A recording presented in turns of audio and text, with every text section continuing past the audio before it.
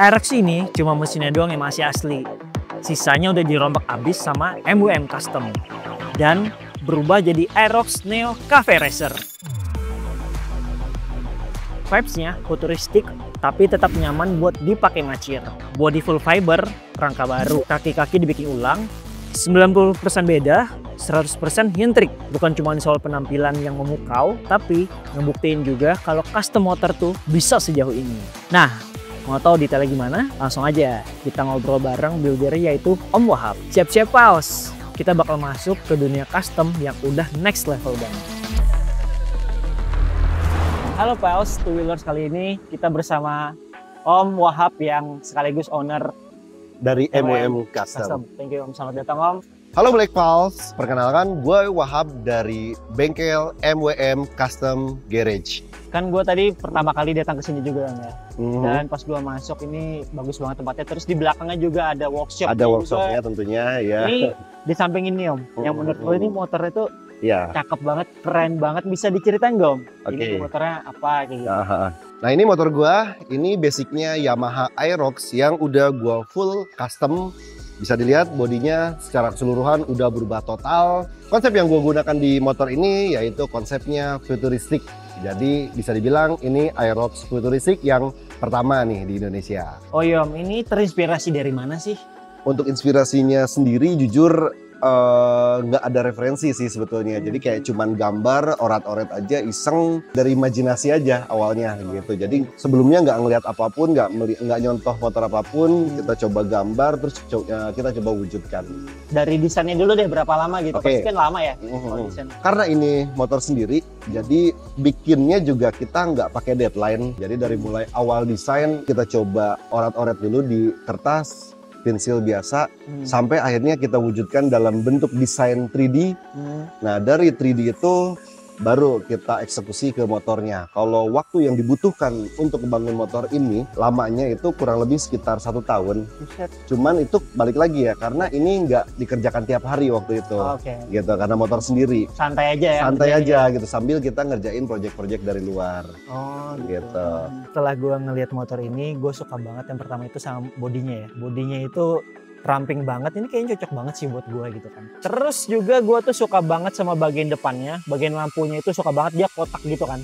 Terus yang membedakan motor ini adalah knalpotnya. Knalpot itu dia nempel sama bodinya gitu loh. Jadi kelihatan berasa kayak nggak ada knalpotnya gitu, padahal sebenarnya ada di bagian bawah sini gitu. Jadi ya ini kalau gue buat San Mori oke lah. Nah Om, kan ini tadi katanya desainnya 3D ya? Dari 3D dulu. Bisa dijelasin nggak 3D-nya itu perlu berapa lama dan seperti apa gitu? Oke, jadi desain 3D itu kalau di MWM Custom sekarang udah jadi SOP ya, udah jadi wajib ketika kita mau membuat sebuah motor custom. Jadi tujuannya nunjukin ekspektasinya itu dari desain 3D-nya dulu gitu. Ketika desain 3D-nya itu udah jadi dan si klien udah cocok, baru kita buatkan blueprint-nya. Gitu. Jadi dari desain 3D ke blueprint, nah di blueprint itu udah lengkap dari mulai dimensi motor, dari mulai ground clearance sampai warnanya itu semua detailnya udah kita masukkan ke dalam desain 3D itu. Nah, untuk eksekusi track angle-nya bisa dijelasin nggak? Balik lagi ya, di desain 3D itu juga udah ada ukuran rack angle-nya, biasanya berapa derajat gitu. Nah, untuk alat ukur rack angle-nya kebetulan kita udah punya alatnya. Jadi ukur derajat, sama kita juga punya jig. Nah, dibantu sama laser gitu. Enaknya sekarang itu udah ada laser. Jadi dari laser digital ini itu udah benar-benar bisa dipastikan rangka yang kita buat benar-benar center lurus. Karena rangka lurus itu penting ya untuk stabil si motor ini. Ketika ada miring atau roda depan sama roda belakang itu nggak sama, pasti motor itu nggak akan stabil dipakainya dan itu akan menyulitkan dan membahayakan pastinya ketika tidak center.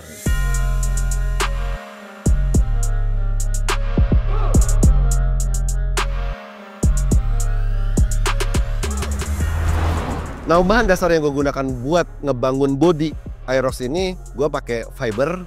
Nah, untuk sistem pengerjaannya gue masih pakai tradisional. Ini pakai kertas dulu, awalnya gue molding.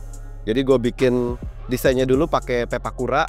Terus digambar semua, dilem satu persatu. Setelah bodinya terbentuk, baru gue lapis pakai fiber.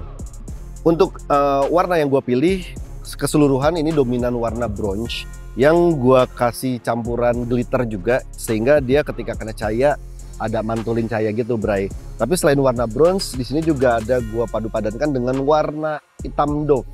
Nah, jadi ini ada penggabungan antara warna glossy dan warna doff di area depannya. Sama ada pemanisnya juga nih, Bray. Jadi area pinggirnya ini gua kasih pemanis pakai silver leaf, sehingga ketika kena lampu kayak shiny gitu deh.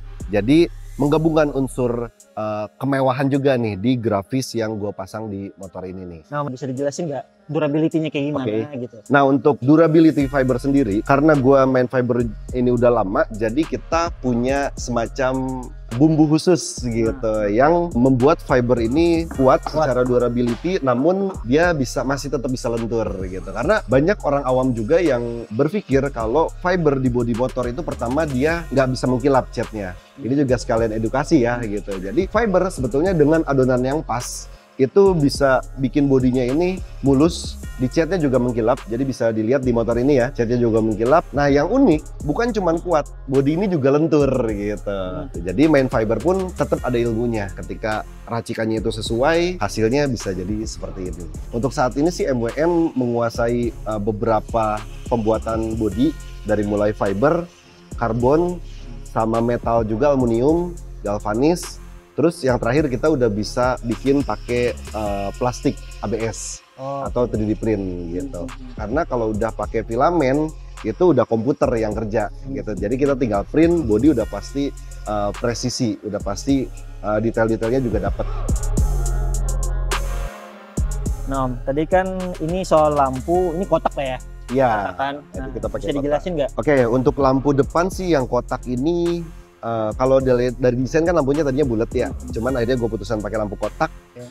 Pertama, gue nggak mau ngerusak si shaving area depan ini kayaknya udah manis banget gitu, makanya lampu gue umpetin di sini. Dan lampunya sih aftermarket ya, banyak juga dijual. Penempatannya aja yang gue bikin di belakang biar ngumpet, biar nggak ngerusak bentuk itu tadi. Nah, kecuali lampu sennya, untuk lampu sennya ini gue bikin. Lampu sennya bikin pakai akrilik sama lampu LED. Nah, sama lampu rem belakangnya juga bikin gitu. Nah, ini masih dulu gue belum bisa bikin stop lamp pakai 3D print. Kalau sekarang gue udah bisa gitu. Jadi kita sekarang lagi nge-develop bentuk-bentuk lampu sen dan bentuk-bentuk lampu rem, termasuk lampu headlamp juga kita udah bisa gitu. Bikin bener-bener dari nol gitu. Nah, ini tutup tangkinya ini kayaknya beda deh warnanya dari yang lain.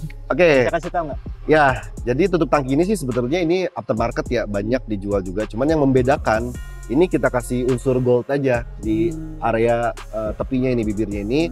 Terus ini diukir juga nih, gitu sama pengrajin si goldnya inilah gitu. Terus bagus, kita namain juga MWM Custom.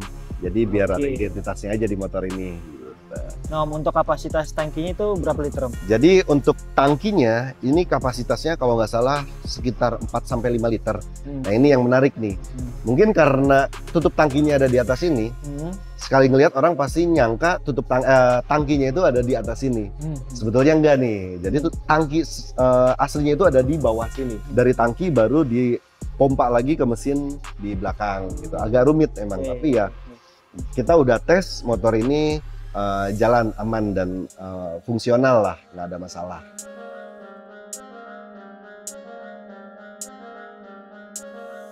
Oh iya, Om, ini kan gua tadi ngeliat ini ada yang bolong ya tengah-tengah ya. Oh, ya. Di sini nih. Ini kenapa bisa jadi bolong kayak gini? Apakah buat naruh sesuatu gitu? Oke.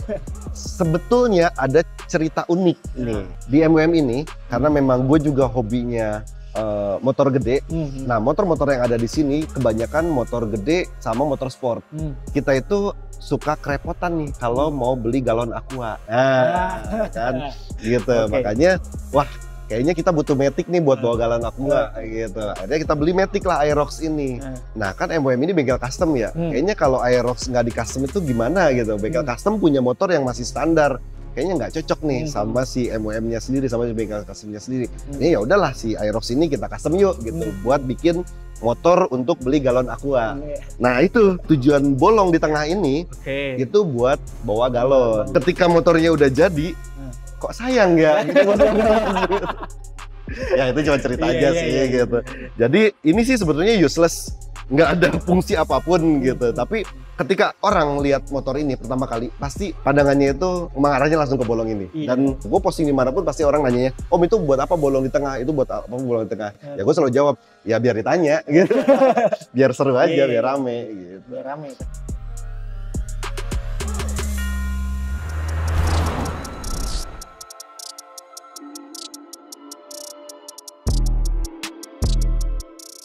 Nah, Om, ini gue mau nanya deh. Ini dia pakai velg apa? Terus suspensi yang cocok untuk ini apa gitu loh? Nah ini velgnya gue bikin monoblok. Ini Monoblok. pakai bahan aluminium Oke. gitu. Jadi gue bikin velg ini menggunakan mesin CNC. Hmm. Nah kalau ngomongin mesin CNC, secara desain sih suka-suka, jadi bebas. Gue bisa bikin velg dengan motif atau palang macam-macam ya sesuai keinginan. Nah kebetulan kalau untuk si Aerox ini secara konsep lebih cocok pakai monoblok ini gitu. Nah untuk ring yang gue pakai di motor ini itu di depan pakai ring 14 dan belakang sama 14 juga sih gitu. Ini speknya masih sama kayak Aerox bawaan. Nah untuk suspensi depan karena memang velgnya udah dipakai monoblok dan udah pasti secara bobot itu lebih berat dari aslinya, dari bawaannya karena memang nggak ada palangnya ya. Nah untuk suspensi depannya ini punya motor-motor kelas 150 cc ya, kalau nggak salah punya Saber atau punya Fiction, mereknya ini Ride It, jadi aftermarketnya gitu. Namun ketika dipasang di motor ini tadinya itu masih kepanjangan shocknya, jadi butuh penyesuaian lagi. Nah ini gua downsize, cuman kalau ngomongin downsize memang nggak bisa sembarangan. Jadi ada ukur-ukurannya juga, ada hitung-hitungannya juga supaya kerja suspensinya ini juga masih tetap bisa optimal gitu, sesuai dengan bobot si motor ini. Nah untuk di bagian belakangnya kebetulan gue percayakan pakai Öhlins, jadi biar ada brandednya lah. Namun yang unik di suspensi belakang kerjanya itu gue bikin lumayan aneh, nggak kayak suspensi pada umumnya. Jadi kalau suspensi pada umumnya biasanya kan cuma ditekan ke atas. Nah ini gue bikin semacam rolling lagi dan posisinya itu dia tiduran gitu, rebah. Jadi motor ini bukan cuma bagus secara bentuk, tapi gue perhatikan juga secara fungsionalnya. Jadi kayak suspensi depan belakang tetap nyaman, pengereman juga tetap gue lengkapin. Bahkan depan ini pakai double kaliper dan belakang satu tetap pakai cakram juga sama. Dan lampu juga sama gue lengkapin. Untuk ini Om, handlingnya Om gimana Om? Untuk handlingnya sih ini motor bisa dibilang sering gue pakai gitu. Bahkan di beberapa event ini motor ini sering gue ajak gitu. Nggak ada masalah untuk handlingnya. Bener-bener enak. Buat manuver juga kanan kiri belok semua lancar jaya, aman gitu. Gue nggak ada kesulitan lah di sini. Untuk area kokpit ini gue pasang speedometer. Nah speedometer ini sih aftermarket ya, banyak bisa kalian temukan di online shop.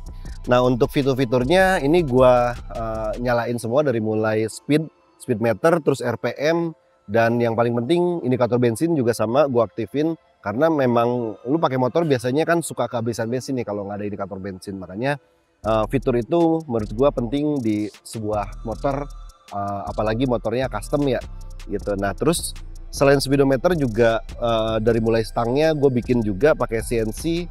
Terus untuk panel sampingnya, tombol sampingnya ini gue ganti pakai model GP style, dan tombol-tombolnya ini fungsinya buat nyalain lampu, indikator-indikator dari mulai lampu depan sampai ke lampu sennya juga. Cuman ada satu tombol spesial yang mungkin tidak ditemukan di motor lain, yaitu satu tombol buat otomatis buka si footstep-nya. Ya, karena footstep-nya ini gue pakai servo gitu. Jadi sekali pencet tombol, footstep-nya keluar gitu. Untuk jok gimana Tom? Untuk jok ini gue custom juga semua. Jadi ini semua seluruh body, velg, rangka, stang semua gue custom. Nah ini kulitnya juga gue pakai merek MBTech. Gitu. Jadi biar mewah aja gitu, kelihatan busanya juga bagus. Terus paling ya aftermarket lainnya yang gue pasang di motor ini ya ini remnya depan kanan kiri ini pakai RCB ya, termasuk si kalipernya juga sama gue pakai RCB.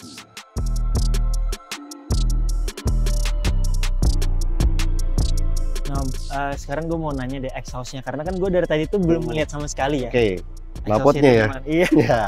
Pertama kali orang melihat motor ini ya mereka akan berpikir kalau ini motor listrik nih, jadi kayak nggak ada knalpotnya gitu. Padahal ya ini motor masih pakai mesin Aerox aslinya, dan namanya pakai mesin udah pasti pakai knalpot dong ya. Jadi knalpotnya gue umpetin di kiri, itu dibuat menyatu dengan bodi ini Bray. Dan suaranya gue bikin adem, ngebas, nggak terlalu bising juga, karena memang gue juga nggak terlalu suka bising, apalagi masih motor 1 silinder ya.